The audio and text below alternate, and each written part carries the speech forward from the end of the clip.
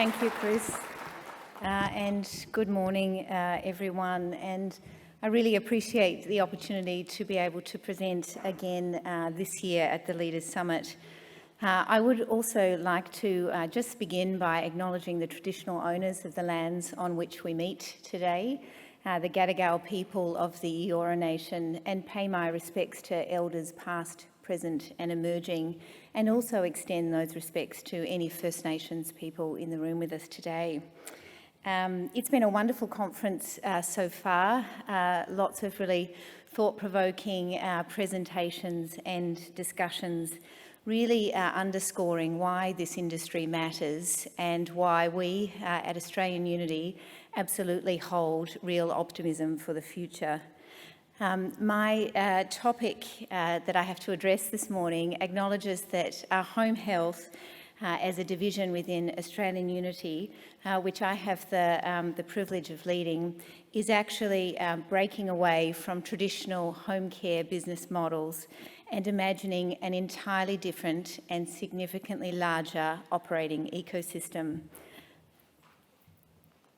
From our beginnings 18 months ago, when we were created as a new division within the Australian Unity Group, we've held very bold ambitions for what our home health division can achieve.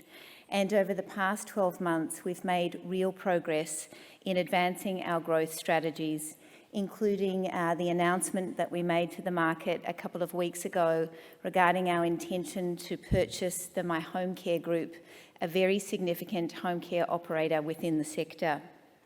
This is truly an exciting time for us as we seek to build a distinctly different and integrated healthcare company, one that is known for quality and one that is thought out for the breadth of service that we deliver. So this morning I wanted to do a few things before I have some quick questions and discussions with Chris. I wanted to remind you of the strategic why for home health and how that's informing the business models that we're building and the propositions that we're answering. I also wanted to provide you with a quick snapshot of our diversified segments in our home health business portfolio and really share with you how these diverse segments uniquely position us to deliver integrated healthcare solutions at scale and in the home. And I'll share with you some of our learnings as we've really advanced some of our innovation efforts to develop what I introduced last year when I presented the brain of the logistics company and the heart of the healthcare company. And I'll update you on some of the very material transformation efforts that are underway to build this new business model with material investment in interoperable technology, simplified and standardised business processes, and really importantly, a reimagined job architecture that will energise and engage our workforce and, most importantly, attract the talent of the future. So why home health? When I presented at last year's summit, I set out these four thematic trends that really acknowledge the areas that our home health business is trying to respond to. And the first of these thematic trends is an ageing population. And I don't need to talk to people in this room about what the realities of that ageing population and these big demography shifts that are in front of us actually mean. And the presenters yesterday illuminated the size of this challenge quite beautifully, but I believe actually also illuminated the size of this opportunity. This rising demand, combined with the reality that we simply won't have enough capacity in our aged care facilities and our retirement villages, means that the provision of quality aged care in the home must be a significant part of the solution. Alongside an ageing population, there is also a projection that there will be significantly more chronic disease burden in this country, with over 14 million Australians, or 47% of the population, expected to be living with a chronic disease by 2028, and 20% of those individuals living with multiple chronic diseases. And this is really an area of true innovation potential for us in home health, as we seek to play a more extended role in hospital avoidance and out-of-hospital care delivery. The third area, which is really close to my heart, is mental health, and we are absolutely looking to respond to the rising demand for quality mental health solutions in this country. And sadly, this is another area of our healthcare system that is truly fragmented, with what people often hear me describe as a fragmented or stranded middle, where there are people in real need stuck between single intervention support lines and long waiting times for psychologists and psychiatrists. And so we have strong capability in this area and some wonderful partnerships who we are working with to really play a more extended and meaningful role in this really important domain. The fourth area that you can see there is innovation in future models of care and new business models. And we heard a lot yesterday about the need for innovation and transformation in this sector. But innovation is truly in our DNA in home health. And as I talk you through our progress over the last 12 months, you will get a sense of our experimentation mindset and how we hold our ideas lightly and we test new models, models of care or business models with our customers, with our stakeholders and with our employees. And we are definitely looking to disrupt and evolve limiting beliefs in the aged care and healthcare system in this country and bring forward new possibilities to enhance patient and customer outcomes, to maximise precious workforce capacity, to lower operating costs, and wherever possible to remove or reduce burden on strained traditional models. And yesterday, both Simon Miller and Ian Yates talked to the importance of this sector not waiting for the answers. It's on all of us in this room to innovate and to imagine forward these new possibilities. And this is a very different leadership style than perhaps has been deployed in the past. There isn't a solution to solve this as a technical problem. There isn't a blueprint from the past that allows us to apply to the future. It is truly an adaptive challenge that requires a very different leadership stance. We need to dance on the edge of what we know and what we believe to be true. And we need a healthy dose of courage, conviction and persistence in order to make the changes that are needed in this sector and the healthcare sector in this country. And this is certainly how my team and I are leading forward in home health. We actually have an incredibly strong foundation to build forward from, and our offerings in home health actually split across 4 key service pillars and across multiple brands and funding streams. And as I noted last year, this diversity of funding sources and the various channels to market that we have, both B2B and B2C models, and the various ways that we present in the market give us absolute optionality, which is much needed as we're growing into the future. And when we complete the My Home Care acquisition, this picture will be much richer. Our scale, and I think someone said yesterday, scale is the new black, also enables us to build these core and strategic capabilities that we actually leverage across all of these 4 service pillars, lowering our cost to serve and really giving us a distinct advantage when compared to many other monoline providers. I think it's really important when you look at this slide to acknowledge that these service pillars have not been an overnight success story. Several of them have taken Australian Unity decades and with significant investment to nurture and to hold. And I believe it's really only now, against the backdrop of our integrated home health strategy, with real and rising pressure on our aged care and our healthcare traditional models, and with shifting customer and patient preferences, that these virtual and in-home propositions across care and acute care continuums are really poised for accelerated growth. Over the past 12 months, as a team, we've also been really deepening our portfolio strategies across the three key segments of home care, health services and mental health. But we've also been looking to use our unique blend of capabilities and insights to design customer solutions across the segments, including palliative care in the home, dementia support programs, and an expanded suite of chronic disease programs. At the centre of this visual is the investment that we are making in care partnering. And many people hear me talk about this in our new model as the secret sauce. But really this is allowing us to partner with our customers in a very different way to more deeply understand their wellbeing goals, their needs and their preferences, and to bring forward care pathways and a broader range of products and service offerings.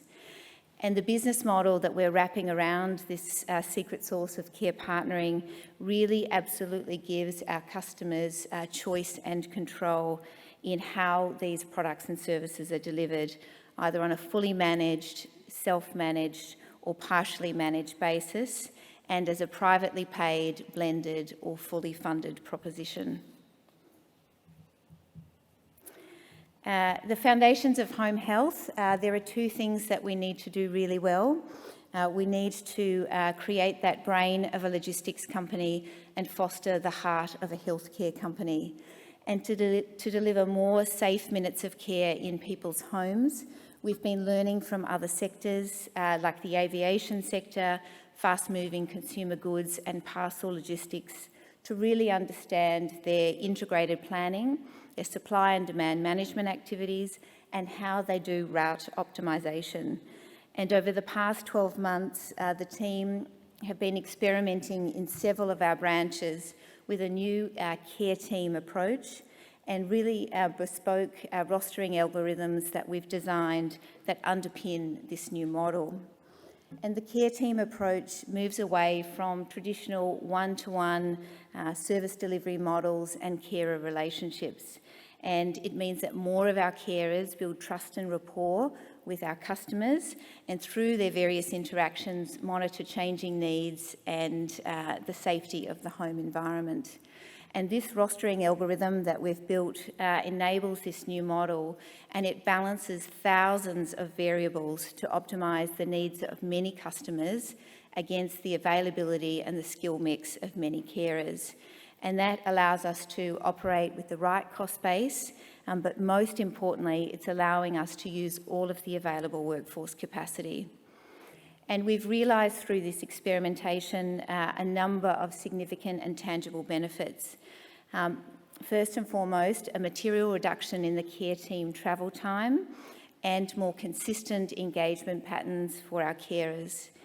We have more consistent visit patterns for our customers, and really valuably, we've tapped into the underutilisation in our existing workforce, allowing us to offer additional hours and engagement patterns to our team members, and really valuably allowing us to take on more customers to deliver services in the home. With this program, we have absolutely faced into the realities of delivering large-scale change into a dynamically adjusting human system, managing interactions with the customer, our staff and the families as we seek to make these changes. And we've really focused on helping our team members and customers and families understand the why for these changes, particularly in a workforce-constrained sector, and how these changes will position us to support many more Australians to live and age well at home. But disrupting business models and traditional practices is not easy work, and I couldn't be prouder of my team who lead with an open heart and with real curiosity as we advance these changes in our business. They listen, they learn, and they respond to our customers' feedback. And they do that all the while by holding tight to the intention that sits behind these changes and the importance of getting these settings right for the customers that are in front of us today, but most importantly for the generations of customers to come tomorrow. The heart of a healthcare company is really imbued in everything that we do in home health, But we have, in anticipation of the reforms that are coming, been investing in additional governance and clinical quality structures to make sure that we can continue to foster the right and appropriate culture right out to the front of our organisation, and to enable us to deliver many more hours of aged care and healthcare into people's homes. So, over the past 12 months, we have absolutely had a dual focus in home health. We've been running the business of today, but we've also been building the business of tomorrow. And actually, when I started 18 months ago, my team and I sat with a blank sheet of paper, and we reimagined our end-to-end customer journeys, all of the business processes that would need to be true to realise those customer experiences and those customer journeys, and to importantly deliver on the customer of the future. And we've done a lot of work on customer segmentation and really understanding the psychographics of those customers coming towards us, and we've contemplated those qualitative and quantitative shifts in how we're building out our new business model. Our reimagined customer journeys and these new processes that we've been designing are now being embedded in new technology, and this technology will be interoperable and allow us to have a single view of our customers across those 4 segments that I talked about earlier. And most importantly, will also allow us to integrate in a more seamless way with our stakeholders and with our partners. But this is a huge transformation that's underway in home health. We're taking 5 operating platforms and moving to 1 interoperable technology, and we're adjusting all of our business processes and ways of working as we work our way towards this new model. And importantly, all of this design thinking has given us the opportunity to zoom out and really think about what is the right job architecture for the future. How do we set up the jobs to be done in the new model that allow our team members to work at the top of their scope with as much administrative burden removed, and to allow us to really maximise all the beautiful skills that are available right across our business. And we believe the new job architecture that we're introducing will really allow people to progress and advance new career pathways in the future. And you can see up there on the slide the health concierge, the care partnering that I spoke about earlier, and this concept of a multidisciplinary team where we have clinicians and non-clinicians wrapping around a customer and a group of customers within a defined neighbourhood. And we're super excited to see how that model advances across our network over the coming year.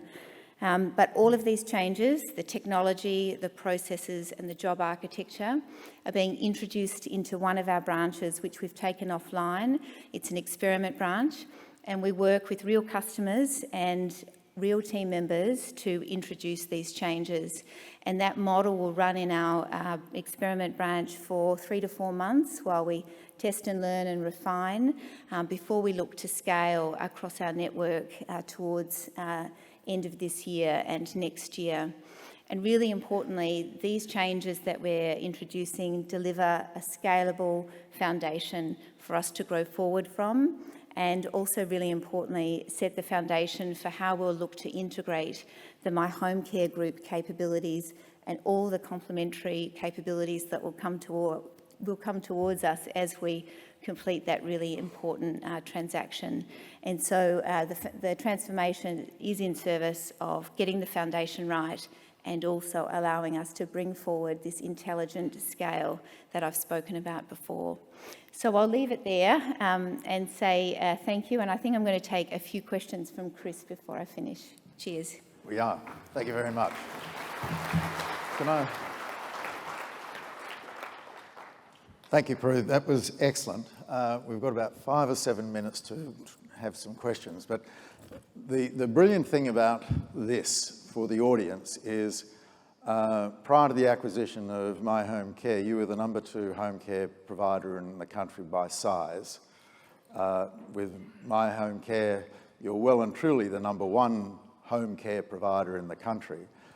But your presentation didn't discuss home care packages. your presentation is about home health. So you just think of those two words. Home care is what everybody in this room is doing, and what I admire about Australian Unity, you decided several years ago that you're going to go home health, which has opened a far bigger audience to you. And it is also, as you pointed out, for the benefit of the audience, you've opened up far more revenue streams that aren't reliant on the government deciding how little that they'll give you. So it's an expanded vision and it's got an expanded revenue base. Now, is that a fair capture of the strategy? Yeah, you should have done my presentation. Yes, it's a very good capture of the strategy. And look, I think many of the presentations yesterday acknowledged that the consumer of the future is going to be different, and there will be the opening of more private markets. And so as we've done our design thinking, we've been really intentional about what does a private paying customer expect in terms of the quality of the care that's being delivered, and also the quality of the experience, and increasingly the digital experiences that we offer as they interact with us. And that's really what's been informing our thinking, and that's really distinct and different from thinking about funding structures and packages and forms. And yes, support at home is coming, and yes, there are large reforms, but that shouldn't be what is driving our future focus. What should be driving our future focus is customer need, and then working back from that, and then cross-checking to make sure that the way you're building your model is actually satisfying all of the reforms that are coming towards us. And in that way, you're able to maximise all of the opportunities that are available to us. And my observation, being new to this sector, is that too many people are tied into legacy models and funding structures and are almost frozen, not knowing what to do next. And I encourage you, I know it is a very significant leadership challenge to start with a blank sheet of paper, but unconstrained thinking is absolutely what's needed in this sector for us to be what we need to be for the ageing populations that are in front of us. And when you say you're new to the sector, but your background has been transformation. Yes, but I have worked across healthcare and financial services, and I've worked in consulting, and I've been with Australian Unity for 7 years in various roles, but I've only had the privilege to lead home health since its inception about 18 months ago. So I have had an opportunity, and as I build my team around me, I make sure I keep a really healthy blend of people with deep sector knowledge, but I really privilege bringing new capability and cross-sector understandings into my team. And I think that blend is really what you need as you're agitating to change the way things are done. Another core element of your positioning is that you don't have one carer who calls upon the resident regularly. Everything is based on a team approach, as I understand it. So it's a circle around the client. Yes. That is monitoring and adjusting the support that you provide, and the objective is wellness, not supporting you in your declining acuity. No.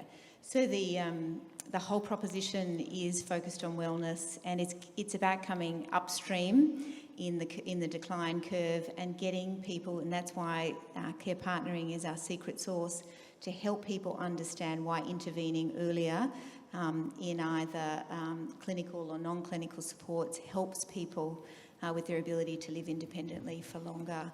And I think that's a fundamental principle that underpins what we're doing in home health.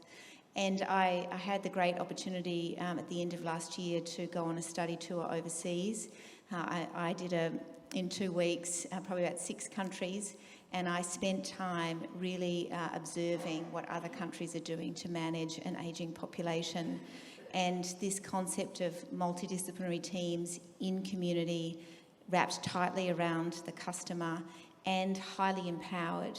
So although we'll have, a hierarchical organisation to some extent, these neighbourhood teams that we're building, we're giving as much work and decision rights back to the local neighbourhood team for them to do the beautiful work that they do and to support the customer with all the supports and infrastructures available to them. But we're really trying to break some of those corporate structures and models in how we're building out this new way of working in home health. And some of the principles of the Buurtzorg model are actually informing some of the design thinking that the team are doing also. And we've talked last year, and when we met in Melbourne, you are a logistics company because the workforce is the difficult resource and you've got to make them more efficient. And you explained in your presentation there, by virtue of the dreaded word algorithms and the data you're capturing, that you're actually generating more efficiency now by taking a totally different approach to how you manage these people.